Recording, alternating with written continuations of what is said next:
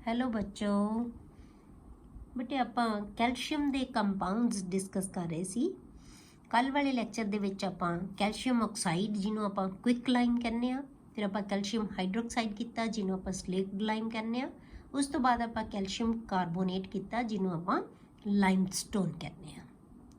ठीक है, अज आपां करते हैं बेटे कैल्शियम सल्फेट।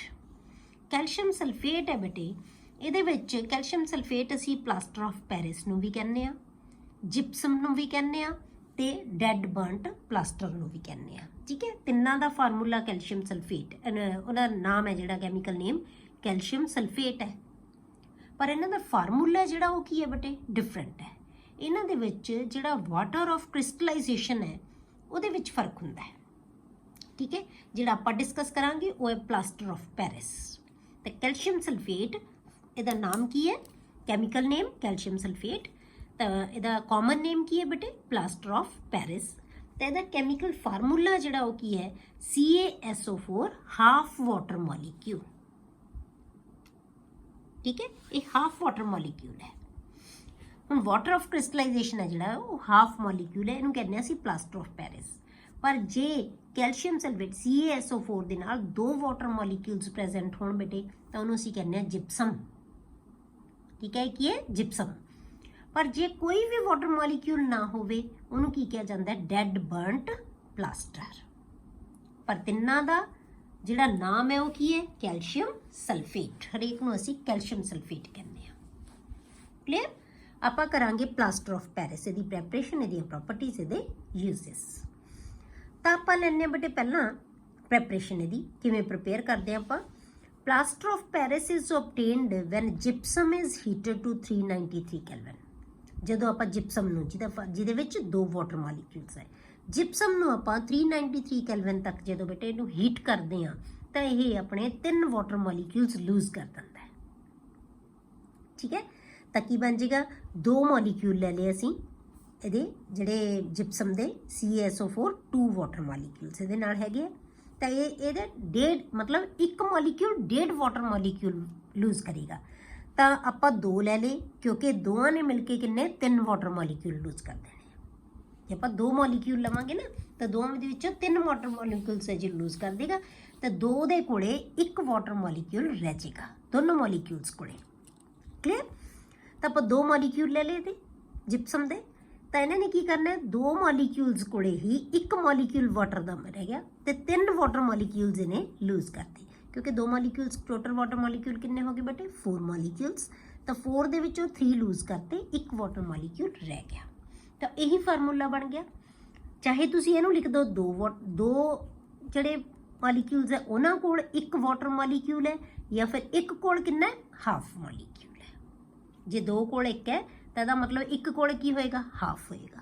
तो जिवें तुसीं मर्जी इहनूं ਇਹਦਾ फार्मूला ये भी लिख सकते हो प्लास्टर ऑफ पैरिस का 2 CaSO4 1 वाटर मॉलीक्यूल या CaSO4 हाफ वाटर मॉलीक्यूल। जे इहनूं एक बना दोगे तो ये हाफ हो जाएगा। ये दो दे नाल एक वाटर मॉलीक्यूल अटैच्ड है, इहनूं आपां कहंदे आ plaster of Paris.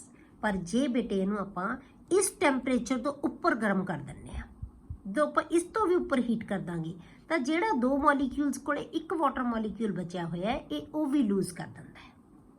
Anhydrous salt बन जाता है। Above 393 kelvin no water of crystallisation is left. कोई भी वाटर ऑफ क्रिस्टलाइजेशन है जोड़ा वाटर मॉलीक्यूल नहीं रहेगा ये नाल। Anhydrous calcium sulphate is formed. Anhydrous किनू कहने बटे जिहदे विच कोई वाटर मॉलीक्यूल या वाटर ऑफ क्रिस्टलाइजेशन नहीं हुंदा उन्हें कहने असीं एनहाइड्रस। ते जिहदे विच वाटर हुंदा उन्हें कहा जाता हाइड्रेटेड। ठीक है, जिस वाटर मॉलीक्यूल्स प्रेजेंट हुंदे and is known as dead burnt plaster. इनू असीं डेड बर्नट प्लास्टर कह दिंदे आ।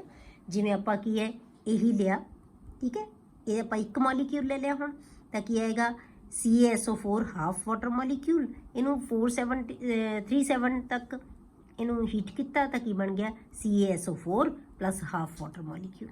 या तुसी की लिख सकते हो बेटे इत्थे 2 CaSO4 1 H2O एक वाटर मॉलीक्यूल, मतलब आही चीज़ ले लो। इनू हीट करो तो ये 2 CaSO4 बन जाएंगे तो एक वाटर मॉलीक्यूल रिलीज हो जाएगा। ਤਾਂ ਜਿਵੇਂ ਮਰਜ਼ੀ ਤੁਸੀਂ ਇਹਨੂੰ ਲਿਖ ਸਕਦੇ ਹੋ। ਕਲੀਅਰ? ਇਹ ਅੱਗੇ ਬਟੇ ਪ੍ਰੈਪਰੇਸ਼ਨ ਹੈ ਜਿਹੜੀ plaster of Paris the. Plaster of Paris ਤਾਂ ਤੁਸੀਂ ਜਿਵੇਂ ਅਸੀਂ POP ਕਹਿੰਦੇ ਆ, ਪਲਾਸਟਰ ਆਫ ਪੈਰਿਸ POP, ਇਹਨੂੰ POP ਵੀ ਕਾਮਨਲੀ ਇਹਨੂੰ POP ਵੀ ਕਿਹਾ ਜਾਂਦਾ ਹੈ। ਠੀਕ ਹੈ। ਪ੍ਰੋਪਰਟੀਜ਼ ਕੀ ਹੈ ਬਟੇ ਇਹਦੀਆਂ? ਇਟ ਇਜ਼ ਵਾਈਟ ਪਾਊਡਰ, ਇਹ ਵਾਈਟ ਕਲਰ ਦਾ ਪਾਊਡਰ ਹੁੰਦਾ ਹੈ। It forms a plastic mass, ਮਤਲਬ ਇੱਕ ਹਾਰਡ ਮਾਸ ਬਣਾ ਲੈਂਦਾ ਬੇਟੇ when mixed with 3 times its weight of water। ਜਦੋਂ ਪਾਣੀ ਦੇ ਵਿੱਚ ਮਿਕਸ ਕੀਤਾ ਜਾਂਦਾ ਹੈ, 3 ਗੁਣਾ ਪਾਣੀ ਦੇ ਨਾਲ ਮਿਕਸ ਕੀਤਾ ਜਾਂਦਾ ਹੈ, ਤਾਂ ਥੋੜੀ ਜਿਹੀ ਦੇਰ ਬਾਅਦ ਇਹ ਕੀ ਹੈ, ਇੱਕ ਹਾਰਡ ਮਾਸ ਬਣਾ ਲੈਂਦਾ ਹੈ। It sets into a hard mass within 5 to 15 minutes। 5 ਤੋਂ 15 ਮਿੰਟ ਤੱਕ ਇਹ ਹਾਰਡ ਮਾਸ ਦੇ ਵਿੱਚ ਕਨਵਰਟ ਹੋ ਜਾਂਦਾ ਹੈ, ਜੰਮ ਜਾਂਦਾ ਸੀਮੈਂਟ ਦੀ ਤਰ੍ਹਾਂ। This is non as setting of plaster of Paris. ਇਹਨੂੰ ਆਪਾਂ setting of plaster of Paris ਕਹਿੰਦੇ ਆ, ਮਤਲਬ ਸੈੱਟ ਹੋਣ ਨੂੰ ਟਾਈਮ ਲੱਗਦਾ ਹੈ। The setting is because of rehydration back to gypsum। ਹੁਣ ਇਹ ਜਿਹੜੀ ਸੈਟਿੰਗ ਹੈ, ਹਾਰਡ ਮਾਸ ਕਿਉਂ ਬਣ ਗਿਆ ਬੇਟੇ? ਕਿਉਂਕਿ ਇਹਦੀ ਰੀਹਾਈਡਰੇਸ਼ਨ ਹੋ ਜਾਂਦੀ ਹੈ। ਰੀਹਾਈਡਰੇਸ਼ਨ ਦਾ ਮਤਲਬ ਇਹ ਵਾਟਰ ਮੋਲੀਕਿਊਲਸ ਵਾਪਸ, ਆਪਾਂ ਕਿਹਦੇ ਤੋਂ ਬਣਾਇਆ ਸੀ ਬੇਟੇ ਇਹਨੂੰ? ਜਿਪਸਮ ਤੋਂ।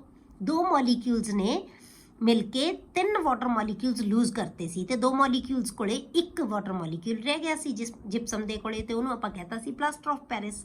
ਪਰ ਜਦੋਂ ਇਹਨੂੰ ਇਹਦੇ ਵਿੱਚ ਪਾਣੀ ਪਾਤਾ ਤੇ ਰੀਗੇਨ ਕਰ ਲੈਂਦਾ ਵਾਟਰ ਨੂੰ। ਠੀਕ ਹੈ, ਵਾਪਸ ਆ ਜਾਂਦਾ ਪਾਣੀ ਦੇ ਮੋਲੀਕਿਊਲਸ, ਵਾਪਸ ਆਉਣ ਕਰਕੇ ਰੀਹਾਈਡਰੇਸ਼ਨ ਹੋ ਜਾਂਦੀ ਹੈ, ਮਤਲਬ ਵਾਪਸ ਉਹਨੂੰ ਪਾਣੀ ਮਿਲ ਗਿਆ, ਤਾਂ ਬੈਕ ਟੂ ਕਾਹਦੇ 'ਚ ਹੋਏਗਾ? ਜਿਪਸਮ 'ਚ ਕਨਵਰਟ ਹੋ ਗਿਆ। ਇਸ ਕਰਕੇ ਇਹ ਕੀ ਬਣ ਗਿਆ? ਹਾਰਡ ਬਣ ਗਿਆ। ਠੀਕ ਹੈ। ਡਿਊਰਿੰਗ ਸੈਟਿੰਗ, ਜਦੋਂ ਸੈਟਿੰਗ ਹੋ ਰਹੀ ਹੁੰਦੀ ਹੈ, ਪ੍ਰੋਸੈਸ ਹੈ, ਦ ਮਾਸ ਅੰਡਰਗੋਸ ਅ ਸਲਾਈਟ ਐਕਸਪੈਂਸ਼ਨ ਇਨ ਵੋਲਿਊਮ। ਇਹਦਾ ਮਾਸ ਜਦੋਂ ਇਹ ਸੈੱਟ ਹੋਏਗਾ ਨਾ, ਹਾਰਡ ਮਾਸ 'ਚ ਕਨਵਰਟ ਹੁੰਦਾ ਹੈ, ਤਾਂ ਇਹਦਾ ਵੋਲਿਊਮ ਹੈ ਜਿਹੜਾ ਥੋੜ੍ਹਾ ਜਿਹਾ ਵੱਧ ਜਾਂਦਾ ਬੇਟੇ, ਐਕਸਪੈਂਡ ਹੋ ਜਾਂਦਾ ਹੈ। ਇਸ ਐਕਸਪੈਂਸ਼ਨ ਦੇ ਕਾਰਨ ਬੇਟੇ ਜਿਹੜੇ ਵੀ ਅਸੀਂ ਮੋਲਡ ਦੇ ਵਿੱਚ ਇਹਨੂੰ ਪਾਵਾਂਗੇ, ਜਿਹੋ ਜੀ ਸ਼ੇਪ ਦੇ ਵਿੱਚ ਅਸੀਂ ਇਹਨੂੰ ਜਿਹੜਾ ਪੇਸਟ ਹੈ ਇਹਦਾ ਪਾਵਾਂਗੇ, ਜਦੋਂ ਇਹ ਹਾਰਡ ਮਾਸ ਬਣ ਜਾਏਗਾ ਨਾ, ਤਾਂ ਉਹਦੀ ਬਿਲਕੁਲ ਉਹੀ ਸ਼ੇਪ ਲੈ ਲੈਂਦਾ ਹੈ, ਕਿਉਂਕਿ ਫੈਲ ਜਾਂਦਾ ਹੈ ਨਾ ਥੋੜਾ ਜਿਹਾ, ਤਾਂ ਉਹੀ ਬਿਲਕੁਲ ਸ਼ੇਪ ਲੈ ਲੈਂਦਾ ਹੈ ਉਹਦੀ। This helps to it helps it to take the shape of any mold। ਆਪਾਂ POP ਤੁਸੀਂ ਦੇਖਿਆ ਹੋਵੇਗਾ ਬੇਟੇ, ਬਿਲਡਿੰਗਸ ਦੇ ਵਿੱਚ, ਘਰਾਂ ਦੇ ਵਿੱਚ POP ਕੀਤੀ ਜਾਂਦੀ ਨਾ, ਛੱਤਾਂ ਦੇ ਉੱਤੇ ਬਹੁਤ ਸਾਰਾ ਜਿਹੜੀਆਂ ਚੀਜ਼ਾਂ ਉਹ POP ਨਾਲ ਵਰਕ ਕੀਤਾ ਜਾਂਦਾ। ਆਪਾਂ ਕਹਿੰਦੇ ਹਾਂ POP ਦਾ ਵਰਕ ਹੋਇਆ ਹੋਇਆ ਇਹ। ਉਹ ਕਿਵੇਂ ਅਲੱਗ-ਅਲੱਗ ਤਰ੍ਹਾਂ ਦੀ ਡਿਜ਼ਾਈਨ ਬਣਾ ਲੈਂਦੇ ਆ, ਨੀਚੇ ਹੀ ਰੱਖ ਕੇ ਨਾ, ਉਹਨਾਂ ਦੇ ਕੋਲ ਮੋਲਡ ਹੁੰਦੇ ਆ, ਉਹਦੇ ਵਿੱਚ POP ਦਾ ਪੇਸਟ ਭਰ ਦਿੰਦੇ ਆ, ਤਾਂ ਉਹ ਕੀ ਹੈ, ਉਹਨੇ ਕੀ ਹੈ 15-20 ਮਿੰਟ ਦੇ ਵਿੱਚ ਉਹਨੇ ਕੀ ਹੈ ਸੈੱਟ ਹੋ ਜਾਣਾ। ਉਦੋਂ ਉਸ ਤੋਂ ਬਾਅਦ ਉਹਨੂੰ ਕੀ ਹੈ ਉਹ ਫਿਰ ਫਿਕਸ ਹੋ ਜਾਏਗਾ, ਮਤਲਬ ਪਲਾਸਟਿਕ ਦੀ ਤਰ੍ਹਾਂ ਮਾਸ, ਜਾਂ ਆਪਾਂ ਕਹਿ ਲਓ ਜਿਵੇਂ ਸੀਮੈਂਟਡ ਚੀਜ਼ ਹੁੰਦੀ ਹੈ, ਐਂ ਬਣ ਜਾਂਦਾ ਉਹ। ਕਲੀਅਰ? ਇਸ ਕਰਕੇ ਇਹਨੂੰ ਅਸੀਂ ਕਿਸੇ ਵੀ ਮੋਲਡ ਦੀ ਸ਼ੇਪ ਹੈ ਜਿਹੜੀ ਉਹ ਦੇ ਸਕਦੇ ਹਾਂ, ਕਿਉਂਕਿ ਥੋੜਾ ਜਿਹਾ ਇਹ ਫੈਲਦਾ ਹੈ ਜਦੋਂ ਇਹ ਜੰਮ ਜਾਂਦਾ ਹੈ। ਕਲੀਅਰ? ਯੂਜ਼ ਕਿੱਥੇ ਕਰਦੇ ਆ ਬਟੇ? It is used in making moulds for pottery ਔਰ ceramics etc। It is used in surgical bandages for setting broken bones of the body। ਜਦੋਂ ਆਪਣੇ ਬੇਟੇ ਕੋਈ ਫ੍ਰੈਕਚਰ ਹੋ ਜਾਂਦਾ ਹੈ, ਆਪਣੀ ਕੋਈ ਹੱਡੀ ਟੁੱਟ ਜਾਂਦੀ ਹੈ, ਤਾਂ ਆਪਾਂ ਕਹਿੰਦੇ ਕਿ ਪਲਾਸਟਰ ਲੱਗਿਆ ਹੋਇਆ, ਤੇ ਇਹ ਕੀ ਹੈ? ਉੱਤੇ ਪਲਾਸਟਰ, ਆਪਾਂ ਕਹਿੰਦੇ ਪਲਾਸਟਰ ਆਫ ਪੈਰਿਸ। ਆਮ ਤੌਰ ਤੇ ਆਪਾਂ ਪਲਾਸਟਰ ਕਹਿ ਦਿੰਦੇ ਹਾਂ, ਤਾਂ ਕੀ ਹੈ? ਪਲਾਸਟਰ ਹੀ ਕਿਹਾ ਜਾਂਦਾ ਕਿ ਪਲਾਸਟਰ ਲੱਗਿਆ ਹੋਇਆ। ਤਾਂ ਪਲਾਸਟਰ ਕੀ ਹੈ? ਇਹਦਾ ਲੇਪ ਕਰ ਦਿੱਤਾ ਜਾਂਦਾ ਹੈ ਬੈਂਡੇਜ ਦੇ ਨਾਲ। ਕਲੀਅਰ? ਹੁਣ ਜਦੋਂ ਇਹ ਹੈ, ਕਿਉਂਕਿ ਇਹ ਹਾਰਡ ਹੋ ਜਾਣਾ, ਜਦੋਂ ਹਾਰਡ ਮਾਸ ਬਣਾ ਲਿਆ, ਤਾਂ ਜਿਹੜੀ ਸਾਡੀ ਬੋਨਸ, ਬ੍ਰੋਕਨ ਬੋਨਸ ਹੈ, ਉਹਨੂੰ ਸਪੋਰਟ ਦੇਣ ਲਈ ਫਿਰ ਇਹ ਕੀ ਹੈ, ਹਾਰਡ ਮਾਸ ਬਣ ਜਾਏਗਾ, ਤਾਂ ਉਹ ਪ੍ਰੋਟੈਕਟ ਰਹਿੰਦੀਆਂ ਅੰਦਰ, ਜਿਸ ਪੋਜੀਸ਼ਨ ਦੇ ਵਿੱਚ ਅਸੀਂ ਉਹਨੂੰ ਰੱਖਣਾ ਚਾਹੁੰਦੇ ਹਾਂ ਉੱਥੇ ਹੈ, ਤੇ ਉਦੋਂ ਫਿਰ ਹੱਡੀ ਹੈ ਜਿਹੜੀ ਉਹ ਜੁੜ ਜਾਂਦੀ ਹੈ। ਤਾਂ ਇਸ ਕਰਕੇ ਜਿਹੜੇ ਹੈਗੇ ਆ ਸਰਜੀਕਲ ਬੈਂਡੇਜਸ ਦੇ ਵਿੱਚ ਇਹਨੂੰ ਬੋਨਸ ਦੀ ਸੈਟਿੰਗ ਦੇ ਲਈ ਯੂਜ਼ ਕੀਤਾ ਜਾਂਦਾ ਹੈ, ਜਦੋਂ ਕੋਈ ਸਾਡੀ ਹੱਡੀ ਟੁੱਟ ਜਾਂਦੀ ਹੈ ਬੋਡੀ ਦੀ। It is used in making statues, ਜਿਵੇਂ ਬੁੱਤ ਬਣਾਏ ਜਾਂਦੇ ਆ, models, decorative materials and blackboard chalks. ਤਾਂ ਇਹਨਾਂ ਨੂੰ ਆਮ ਤੌਰ ਤੇ ਇਹਨਾਂ ਚੀਜ਼ਾਂ ਵਾਸਤੇ ਯੂਜ਼ ਕੀਤਾ ਜਾਂਦਾ ਹੈ plaster of Paris. Clear? Last ਬੇਟੇ ਹੈਗਾ ਆਪਣੇ ਕੋਲੇ ਇਸ ਲੈਸਨ ਦਾ ਹੀ, ਇਸ यूनिट का ही लास्ट जिहड़ा हैगा साडे कोले कंपाउंड वो है सीमेंट। सीमेंट बेटे ये की है, एक कंपाउंड नहीं है, ये एक कंपोजिशन है कंपाउंड्स की, कई कंपाउंड्स तो मिल के बनया हुआ है, कंपोजिशन है इसदा फार्मूला नहीं हुंदा, इसदी कंपोजिशन हुंदी है, ठीक है। It is an important building material, it is also called Portland cement, इनू असीं पोर्टलैंड सीमेंट कहने हैं बटे। ਇਹਦਾ नाम पोर्टलैंड सीमेंट क्यों है, क्योंकि ये ਜਿਹੜਾ ਪਹਿਲੇ ਵਾਰੀ ਇਹਨੂੰ ਇੰਗਲੈਂਡ ਦੇ ਵਿੱਚ ਯੂਜ਼ ਕੀਤਾ। ਇੰਗਲੈਂਡ ਦੇ ਵਿੱਚ ਬੇਟੇ ਜਿਹੜਾ ਬਿਲਡਿੰਗ ਮਟੀਰੀਅਲ ਲਾਈਮਸਟੋਨ ਹੈ ਨਾ, ਉਹ ਪੋਰਟਲੈਂਡ ਰੌਕ ਹੈ, ਇਸ ਕਰਕੇ ਇਹਨੂੰ ਪੋਰਟਲੈਂਡ ਸੀਮੈਂਟ ਉਹਦੇ ਵਰਗਾ ਹੈ, ਇਸ ਕਰਕੇ ਇਹਨੂੰ ਪੋਰਟਲੈਂਡ ਸੀਮੈਂਟ ਕਿਹਾ ਜਾਂਦਾ ਹੈ, because it resemble with the natural Portland rock limestone ਜਿਹੜਾ ਕਿ ਬਿਲਡਿੰਗ ਮਟੀਰੀਅਲ ਹੈ ਉਹਦੇ ਨਾਲ ਇਹ ਮਿਲਦਾ ਹੈ, ਇਸ ਕਰਕੇ ਇਹਨੂੰ ਪੋਰਟਲੈਂਡ ਸੀਮੈਂਟ ਕਹਿ ਦਿੰਦੇ ਆਪਾਂ। ਹੈ ਤਾਂ ਸੀਮੈਂਟ ਹੀ ਇਹ, पोर्टलैंड सीमेंट ਇਹਦਾ ਨਾਮ ਇਸ ਕਰਕੇ ਕਿਹਾ ਜਾਂਦਾ ਕਿ ਪੋਰਟਲੈਂਡ ਰੌਕ ਦੇ ਨਾਲ ਇਹ ਰਿਜ਼ੈਂਬਲ ਕਰਦਾ ਹੈ। Used in England. It is a greyish fine powder consisting of a mixture of various silicates and illuminates of calcium। मतलब ਕੀ ਹੈ, ਇਹਦੇ ਵਿੱਚ ਕੈਲਸ਼ੀਅਮ ਦੇ ਸਿਲੀਕੇਟਸ ਵੀ ਹੁੰਦੇ ਆ ਤੇ ਕੈਲਸ਼ੀਅਮ ਦੇ ਇਲੂਮੀਨੇਟਸ ਵੀ ਹੁੰਦੇ ਆ, such as ट्राईकैल्शियम सिलिकेट 3CaOSiO2, ये कैल्शियम ऑक्साइड, ये सिलिका, ठीक है। ये की बन गया कैल्शियम सिलिकेट बन जाएगा, है calcium silicate, try calcium silicate, try calcium aluminate CaOAl2O3। ये इन्हां दे मतलब आम तौर पर ये कैल्शियम दे सिलिकेट्स ते इल्यूमिनेट्स होंदे है, इहदी जिहड़ी कंपोजिशन है। ऑन मिक्सिंग विद वाटर, ਜਦੋਂ ਇਹਨੂੰ ਵਾਟਰ ਦੇ ਵਿੱਚ ਮਿਕਸ ਕਰ ਦਿੰਦੇ ਆ, ਵਾਟਰ ਦੇ ਨਾਲ ਮਿਕਸ ਕਰ ਦਿੰਦੇ ਆ ਬੇਟੇ, it sets into a hard mass with good strength. ਇਹਦੀ ਸਟਰੈਂਥ ਹੈ ਜਿਹੜੀ ਬਹੁਤ ਜ਼ਿਆਦਾ ਹੁੰਦੀ ਹੈ। ਪੀਓਪੀ ਤਾਂ ਇੱਕ ਪਲਾਸਟਿਕ ਲਾਈ ਮਾਸ ਬਣਾ ਲੈਂਦਾ ਨਾ, ਵੀ ਬਹੁਤ ਜ਼ਿਆਦਾ ਉਹਦੀ ਉਹ ਨਹੀਂ ਹੋਏਗੀ, ਪਰ ਇੱਥੇ ਕੀ ਹੈ, ਇਹ ਕੀ ਹੈ, ਇਹਦੀ ਸਟਰੈਂਥ ਬਹੁਤ ਜ਼ਿਆਦਾ ਹੁੰਦੀ ਹੈ, ਇਹ ਵੀ ਹਾਰਡ ਮਾਸ ਬਣਾਉਂਦਾ ਹੈ ਵਿਦ ਗੁੱਡ ਸਟਰੈਂਥ। ਹੁਣ ਇਹਦੇ ਬੇਟੇ ਰॉ ਮਟੀਰੀਅਲ ਪੁੱਛੇ ਜਾਂਦੇ ਤੁਹਾਨੂੰ ਕਈ ਵਾਰੀ ਕਿ ਇਹਦੇ ਰॉ ਮਟੀਰੀਅਲ ਕਿਹੜੇ ਹੁੰਦੇ ਆ। ਰॉ ਮਟੀਰੀਅਲ ਕਿਹਨਾਂ ਨੂੰ ਕਹਿੰਦੇ ਆ, ਜਿਨ੍ਹਾਂ ਤੋਂ ਆਪਾਂ ਕੋਈ ਵੀ ਚੀਜ਼ ਬਣਾਉਂਦੇ ਆ ਤਾਂ ਉਹਦਾ ਰॉ ਮਟੀਰੀਅਲ ਹੁੰਦਾ ਨਾ, ਕਿਸ ਤੋਂ ਬਣਾਈ ਜਾਂਦੀ ਹੈ ਉਹ ਚੀਜ਼, ਉਹਦੇ ਵਾਸਤੇ ਆਪਾਂ ਲੈਣੇ ਕਿ ਤਿੰਨ ਸਾਨੂੰ ਇਹਦੇ ਰॉ ਮਟੀਰੀਅਲ ਚਾਹੀਦੇ ਆ, ਲਾਈਮਸਟੋਨ, ਕਲੇ ਐਂਡ ਜਿਪਸਮ। ਤਿੰਨ ਚੀਜ਼ਾਂ ਤੋਂ ਮਿਲ ਕੇ ਬਣਦਾ ਹੈ ਲਾਈਮਸਟੋਨ, ਕੈਲਸ਼ੀਅਮ ਕਾਰਬੋਨੇਟ, ਕਲੇ।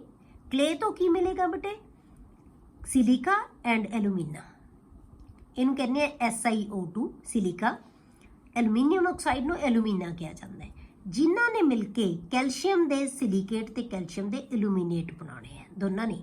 ये भी कैल्शियम ऑक्साइड ना मिलेगा, ये भी कैल्शियम, पर असी तो कैल्शियम लाइमस्टोन रहने कैल्शियम कार्बोनेट, पर जदों असी बेटे कैल्शियम कार्बोनेट नू हीट करते हैं ना, ਜਦੋਂ ਉਹਨੂੰ ਹੀਟ ਕਰਾਂਗੇ ਬਹੁਤ ਹਾਈ ਟੈਂਪਰੇਚਰ ਦੇ ਉੱਤੇ, ਤਾਂ ਫਿਰ ਇਹ ਕੈਲਸ਼ੀਅਮ ਆਕਸਾਈਡ ਦੇ ਵਿੱਚ ਕਨਵਰਟ ਹੋ ਜਾਂਦਾ ਹੈ, ਟੁੱਟ ਜਾਂਦਾ ਹੈ, ਤਾਂ ਇਹ ਅਸੀਂ ਲਵਾਂਗੇ ਅਸੀਂ ਕੈਲਸ਼ੀਅਮ ਕਾਰਬੋਨੇਟ। ਕਲੀਅਰ। ਤਾਂ ਤਿੰਨ ਚੀਜ਼ਾਂ ਇਹਦੇ ਰॉ ਮਟੀਰੀਅਲ ਹੈ, ਤਿੰਨ ਹੈ। ਇਸ ਤੋਂ ਐਕਸਟਰਾ ਕੀ ਚਾਹੀਦੀ ਹੈ, ਇਹਦੇ ਨਾਲ ਇਹਨੂੰ ਕਲਰ ਦੇਣ ਲਈ ਥੋੜੀ ਸਮਾਲ ਕੁਆਂਟੀਟੀਜ਼ ਦੇ ਵਿੱਚ ਸਾਨੂੰ ਮੈਗਨੀਸ਼ੀਆ ਵੀ ਚਾਹੀਦਾ ਤੇ ਫੈਰਿਕ ਆਕਸਾਈਡ ਚਾਹੀਦਾ। Besides these small quantities of magnesia MgOX and ferric oxide Fe2O3 are also needed to impart suitable color to cement। Colour देने ਲਈ ਇਹਨੂੰ ਬੇਟੇ ਇਹਦੇ ਵਿੱਚ ਥੋੜਾ ਜਿਹਾ ਮੈਗਨੀਸ਼ੀਆ ਤੇ ਫੈਰਿਕ ਆਕਸਾਈਡ ਵੀ, ਇਹਦੀਆਂ ਵੀ ਥੋੜੀ ਕੁਆਂਟੀਟੀਜ਼ ਹੁੰਦੀਆਂ, ਪਰ ਮੇਨ ਚੀਜ਼ਾਂ ਸਾਡੇ ਕੋਲੇ ਕੀ ਹੈ, ਤਿੰਨ ਹੀ ਹੈ, ਲਾਈਮਸਟੋਨ, ਕਲੇ ਐਂਡ ਜਿਪਸਮ। ਕਲੇ ਤੋਂ ਮਿਲੇਗਾ ਸਾਨੂੰ ਸਿਲਿਕਾ ਤੇ ਐਲੂਮੀਨੀਅਮ, ਜਿਹੜਾ ਕਿ ਇਹਨਾਂ ਦੇ ਨਾਲ ਮਿਕਸ ਹੋਣ ਲਈ ਕੰਪਾਊਂਡ ਬਣਾਉਣ ਲਈ ਚਾਹੀਦਾ ਹੈ। ਕਲੀਅਰ। ਪ੍ਰੋਸੈਸ ਕੀ ਹੈ ਬੇਟੇ, ਇਹ ਕਿਵੇਂ ਬਣਦਾ ਹੈ, ਪਹਿਲਾਂ ਅਸੀਂ ਕੀ ਹੈ, ਜਿਹੜਾ ਆਪਾਂ ਰੋਟਰੀ ਕਿਲਨ ਲਿਆ ਉਹਦੇ ਵਿੱਚ ਇਹਨੂੰ ਹੀਟ ਕਰਦੇ ਹਾਂ, ਜਿਹਨੂੰ ਆਪਾਂ ਦੋ ਚੀਜ਼ਾਂ ਪਾਉਂਦੇ ਹਾਂ ਬੇਟੇ, ਲਾਈਮਸਟੋਨ ਤੇ ਕਲੇ। ਕਲੇ ਦੇ ਵਿੱਚ ਕੀ ਹੈ, ਐਲੂਮੀਨਾ ਤੇ ਸਿਲਿਕਾ। ਲਾਈਮਸਟੋਨ ਕੀ ਹੈ, ਕੈਲਸ਼ੀਅਮ ਕਾਰਬੋਨੇਟ। ਇਹਨੂੰ ਪਾਣੀ ਦੇ ਨਾਲ ਮਿਕਸ ਕਰਕੇ ਆਪਾਂ ਇਹਨੂੰ 3:1 ਰੇਸ਼ੋ ਦੇ ਵਿੱਚ ਲੈਂਦੇ ਹਾਂ ਆਪਾਂ, ਠੀਕ ਹੈ, 3:1 ਰੇਸ਼ੋ ਦੇ ਵਿੱਚ। ਇਹਨੂੰ ਆਪਾਂ ਕਹਿੰਦੇ ਹਾਂ ਬੇਟੇ ਸਲਰੀ। ਕਈ ਵਾਰੀ ਇਹ ਪੁੱਛਿਆ ਜਾਂਦਾ ਕਿ ਸਲਰੀ ਕੀ ਹੁੰਦੀ ਹੈ, ਤਾਂ mixture of limestone clay and water.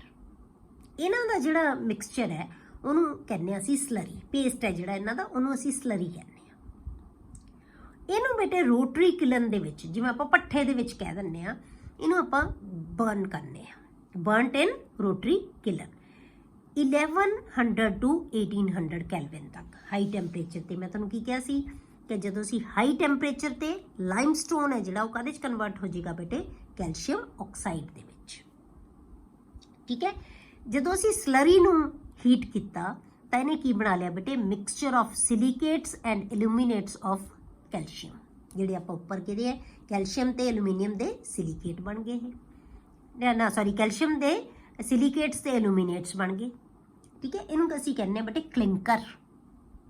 ਤੇ ਕਲਿੰਕਰ ਕੀ ਹੈ, ਜਦੋਂ ਅਸੀਂ ਇਹਨੂੰ ਹੀਟ ਕਰਤਾ, ਸਲਰੀ ਨੂੰ ਹੀਟ ਕਰਨ ਤੋਂ ਬਾਅਦ, ਬਰਨ ਕਰਨ ਤੋਂ ਬਾਅਦ ਜਿਹੜਾ ਸਾਡੇ ਕੋਲੇ ਮਿਕਸਚਰ ਆ ਗਿਆ ਉਹਨੂੰ ਕਹਿੰਦੇ ਹਾਂ ਅਸੀਂ ਕਲਿੰਕਰ। ਹੁਣ ਇਹ ਕਲਿੰਕਰ ਦੇ ਵਿੱਚ ਅਸੀਂ ਕੀ ਹੈ, ਥੋੜਾ ਜਿਪਸਮ ਐਡ ਕਰ ਦਿੰਦੇ ਹਾਂ। ਅਸਲ 'ਚ ਤਾਂ ਸੀਮੈਂਟ ਤਾਂ ਇਹੀ ਬਣ ਗਿਆ ਬੇਟੇ, ਅਸਲ ਸੀਮੈਂਟ ਤਾਂ ਇਹੀ ਹੈ, mixture of silicates and aluminates of calcium. ਪਰ ਉਹਦੇ ਵਿੱਚ ਜਿਹੜਾ ਜਿਪਸਮ ਐਡ ਕੀਤਾ ਜਾਂਦਾ ਨਾ, ਉਹ ਤਾਂ ਜੇ ਆਪਾਂ ਸੀਮੈਂਟ ਨੂੰ ਜਦੋਂ ਪਾਣੀ 'ਚ ਪਾਉਂਦੇ ਆ ਨਾ ਤਾਂ ਉਹ ਸੈਟਿੰਗ ਹੋ ਜਾਂਦੀ ਹੈ, ਉਹਦੀ ਬਹੁਤ ਛੇਤੀ ਸੈੱਟ ਹੋ ਜਾਂਦਾ, ਬਹੁਤ ਛੇਤੀ ਜੰਮ ਜਾਂਦਾ ਹੈ। ਉਹਦੇ ਜਿਹੜੀ ਪ੍ਰੋਸੈਸ ਹੈ ਜੰਮਣ ਦੀ, ਸੈਟਿੰਗ ਦੀ ਪ੍ਰੋਸੈਸ ਨੂੰ ਥੋੜਾ ਸਲੋ ਡਾਊਨ ਕਰਨ ਲਈ ਉਹਦੇ ਵਿੱਚ ਜਿਪਸਮ ਐਡ ਕੀਤਾ ਜਾਂਦਾ ਹੈ, ਤਾਂ ਕਿ ਥੋੜਾ ਜਿਹਾ ਹੌਲੀ ਜੰਮੇ। ਇਹ ਨਹੀਂ ਹੋਵੇ ਕਿ ਅਸੀਂ ਐਡ ਕਰਦੇ ਜਾਈ ਨਾਲ ਦੀ ਨਾਲ ਜੰਮਦਾ ਜਾਏ, ਉਹਨੂੰ ਸਲੋ ਡਾਊਨ ਕਰਨ ਲਈ ਕੀ ਕਰਿਆ ਜਾਂਦਾ ਜਿਪਸਮ। ਤਾਂ ਇਹਨੂੰ ਅਸੀਂ ਕਲਿੰਕਰ ਦੇ ਵਿੱਚ ਫਿਰ ਅਸੀਂ ਕੀ ਕਰ ਦਿੰਦੇ ਹਾਂ, ਜਿਪਸਮ ਐਡ ਕਰ ਦਿੰਦੇ ਹਾਂ। ਜਦੋਂ ਜਿਪਸਮ ਐਡ ਕਰਤਾ ਤਾਂ ਉਹ ਕੀ ਬਣ ਗਿਆ, ਪੋਰਟਲੈਂਡ ਸੀਮੈਂਟ, ਜਾਂ ਇਕੱਲਾ ਸੀਮੈਂਟ ਕਹਿ ਸਕਦੇ ਹਾਂ ਇਹਨੂੰ। ਕਲੀਅਰ? ਪਹਿਲਾਂ ਅਸੀਂ ਸਲਰੀ ਲਈ ਤਿੰਨਾਂ ਦਾ ਮਿਕਸਚਰ, ਲਾਈਮਸਟੋਨ, ਕਲੇ ਐਂਡ ਵਾਟਰ, ਇਹਨੂੰ ਅਸੀਂ ਸਲਰੀ ਕਹਿਤਾ, ਇਹਨੂੰ ਅਸੀਂ ਰੋਟਰੀ ਕਿਲਨ ਦੇ ਵਿੱਚ ਹੀਟ ਕੀਤਾ, ਬਰਨ ਕੀਤਾ, ਤਾਂ ਇਹਨੇ ਮਿਕਸਚਰ ਬਣਾ ਲਿਆ ਸਿਲੀਕੇਟਸ ਐਂਡ ਐਲੂਮੀਨੇਟਸ ਆਫ ਕੈਲਸ਼ੀਅਮ, ਜਿਹਨੂੰ ਅਸੀਂ ਕਲਿੰਕਰ ਕਿਹਾ। ਉਹਦੇ ਵਿੱਚ ਅਸੀਂ ਜਿਪਸਮ ਐਡ ਕਰਤਾ ਤਾਂ ਕੀ ਬਣ ਗਿਆ, Portland cement. Gypsum only slow down the process of setting of cement. Gypsum ਦਾ ਕੀ ਕੰਮ ਹੈ ਬੇਟੇ, ਸਿਰਫ ਜਿਹੜੀ ਸੀਮੈਂਟ ਦੀ ਸੈਟਿੰਗ ਹੈ ਨਾ, ਸਿਰਫ ਉਹਨੂੰ ਸਲੋ ਡਾਊਨ ਕਰਦਾ ਹੈ, ਹੋਰ ਅਸੀਂ ਜਿਪਸਮ ਦੀ ਕੋਈ ਇੱਥੇ ਜ਼ਰੂਰਤ ਨਹੀਂ ਹੁੰਦੀ। ਕਲੀਅਰ ਹੋ ਗਿਆ ਬੇਟੇ? ਇਹ ਹੋ ਗਿਆ ਆਪਣਾ ਐਸ ਬਲੌਕ ਐਲੀਮੈਂਟਸ ਚੈਪਟਰ ਹੈ ਜਿਹੜਾ ਉਹ ਕੰਪਲੀਟ। ਤੇ ਆਪਣੇ ਇਸ ਜਿਹੜੇ 22 ਮੰਥਲੀ ਸਿਲੇਬਸ ਦਾ ਜਿਹੜਾ ਇਹ ਲਾਸਟ ਚੈਪਟਰ ਸੀ ਆਪਣਾ, ਇਹ ਅੱਜ ਕੰਪਲੀਟ ਹੋ ਗਿਆ। ਨੈਕਸਟ ਹੈ ਜਿਹੜਾ ਆਪਾਂ ਅਗਲੇ ਮੰਥ ਦੇ ਸਿਲੇਬਸ ਹੈ ਜਿਹੜਾ ਉਹ ਆਪਾਂ ਸ਼ੁਰੂ ਕਰਾਂਗੇ। ਠੀਕ ਹੈ।